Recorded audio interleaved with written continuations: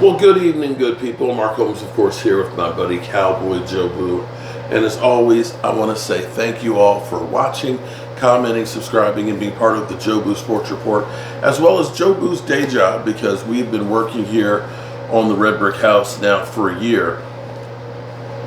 Interestingly enough, we started working on the Red Brick House last year after the Cowboys lost to the 49ers and said, it's the off season, you've got more time, let's go ahead and try and hurry up and get this place done.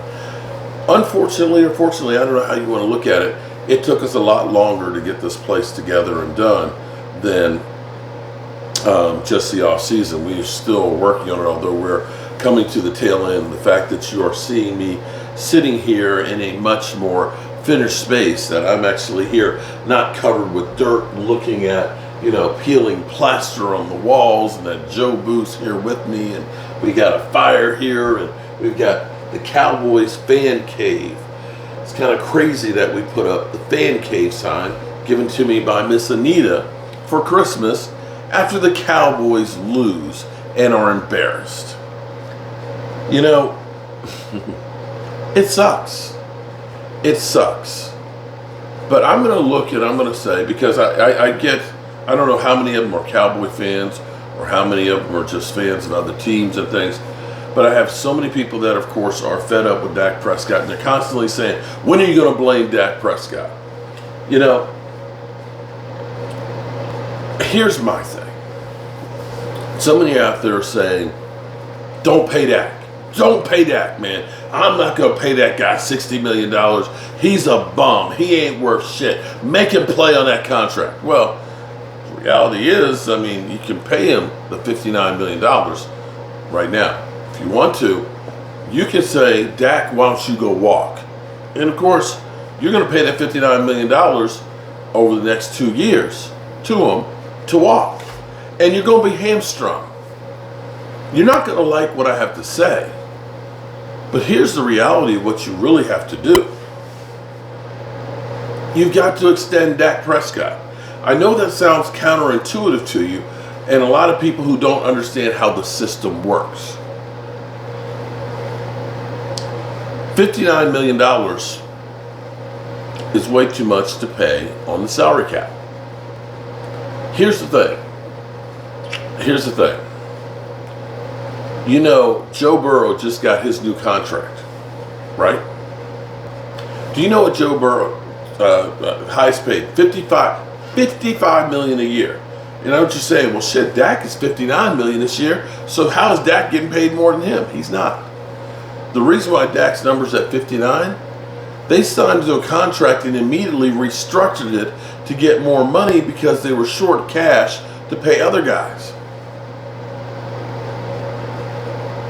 Yeah.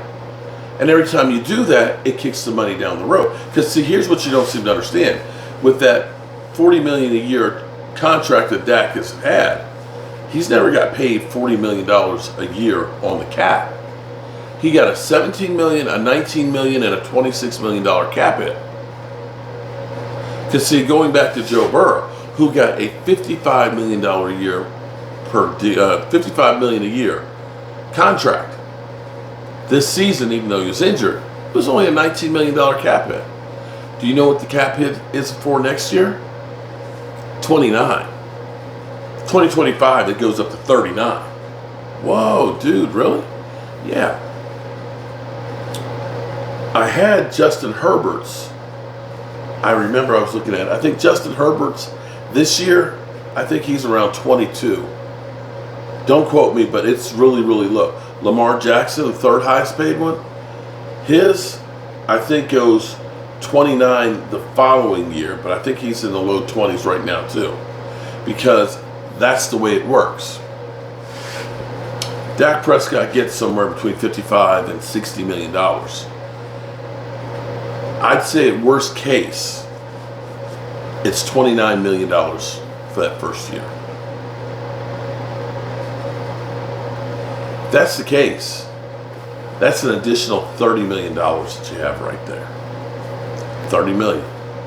We're currently sitting over the cap, $16 million. But there's guys out there like Zach Martin's contract is like $29 million. I'm sure they'll end up restructuring that deal so that way they'll get some cap relief off of that one. You've got Michael Gallup, who may get cut or asked to take a reduction or something like that, and you save another $6 or $7 million there. The Cowboys, by restructuring Dak, instead of taking that $59 million cap hit, could get themselves somewhere between $30 and $40 million. Yeah. You got CeeDee Lamb, who his deal is a $17 million hit right now. You could sign him to a long-term deal and have that reduced by maybe $7, $8 million, giving you a little more money. Because as much as y'all want to go ahead and say, Dak sucks, replace Dak, he's a 4th round talent, he's reached his pinnacle. Sorry, guys. You're not winning Super Bowls giving up 42 points, or excuse me, 41 points to a Green Bay Packer. Just not. What do you think that San Francisco would be able to go back and do to us? You have got to go through and stop this bargain basement mentality. That's what we do.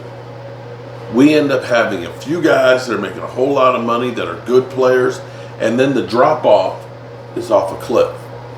We can't go into a season and play a game against the Cardinals where you have Zach Martin, Biotish, and Tyron Smith out, and have 2 guys getting their first starts that were rookie undrafted free agents on your offensive line. You just can't do that. You can't go through a season and say, we're not going to get linebackers.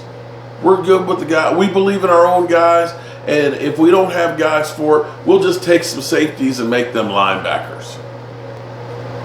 You can't do that. And that's been the problem with the Cowboys. The Cowboys, if you're going to sign Dak and get this money, you got to stop looking at this thing of the long game, because you've been looking at the long game for a long time.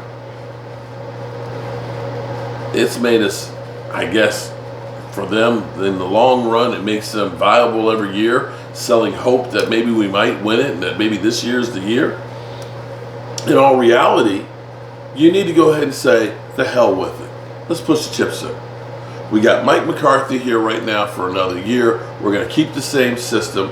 We've got Dak, that's a quarterback who can play decent. Let's get ourselves a running back that's really good, that can bruise between the tackles. Let's get our offensive line straight. Let's get better at center. Let's get somebody who can stay on the field at left tackle all season. Let's get another run stopper. Let's get some linebackers. Let's get another edge rusher, because you're going to lose some because of free agency. Let's get 3, maybe 4 really good free agents. Let's really plug the holes, and then let's roll the dice and see what happens. But we never do that. We all just look to say, Dak Prescott, he can make up for it. And if you don't understand what I mean, just think about this for a second here. Think about this for a second. The year before, you didn't look at our running game and say, it was outstanding, do you? Zeke Elliott was averaging like 3.7 yards a carry. Tony Pollard was actually doing really good at 5.5, where he's carrying the ball like 10, 12 times. He's getting some passes. You got Zeke Elliott, the short yardage guy, pounding between the middle.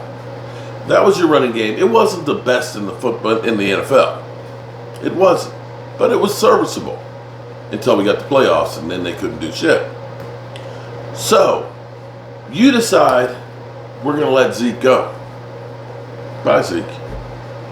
And now you take a guy who is not a between the tackles guy, and you say, it's okay, we believe in you, we're paying you a franchise tag, now I need you to do what you were doing before and to do what Zeke Elliott did. How did we ever think that was going to work? I believe I remember saying after week 2, when Tony Pollard had more touches than anybody else in the NFL, I said Tony Pollard's not going to make it through the season that way. He's not built for that. You got a roster without a guy who can get 6 inches. You don't have a bruising back. And that's been the mentality of the team. It's okay. We believe in our own guys. We don't need to go out and get another running back. Linebacker. Well, we got Leighton Vander Esch. We believe in him. We know he gets hurt all the time. And we got, we'll draft a rookie, Overshown, and he's going to be able to start and be our player. Stop trying to put this all in the draft class. They need time to season. Get some veterans in here, and let's try and see what we can do. You're bringing everybody back. There's no point in bringing them back if you're going to do the same damn thing. You're bringing back Mike McCarthy. You're bringing it back because it's the last year of his deal. You might as well try and say, let's see what we can do to make him successful. And that's what I would say the Cowboys need to do. And we can tell, we'll know by the end of March if anything's changed. If the Cowboys are still sitting pat, haven't made a move in free agency other than signing their own guys, we know it's more of the same. I'm going to try to not forget, and I'm going to get some people that are going to be mad at me because they're going to say I'm just a negative Nelly. But we need to remember that this is not on the players. They did the best they could with what they were. They need more help. All right, good people. I appreciate y'all, as always. And remember to tell the people you love them. Because you might not get the chance again. We'll be live streaming the playoff games, so I hope you guys tune in. And we'll see you tomorrow. God willing. I love you guys.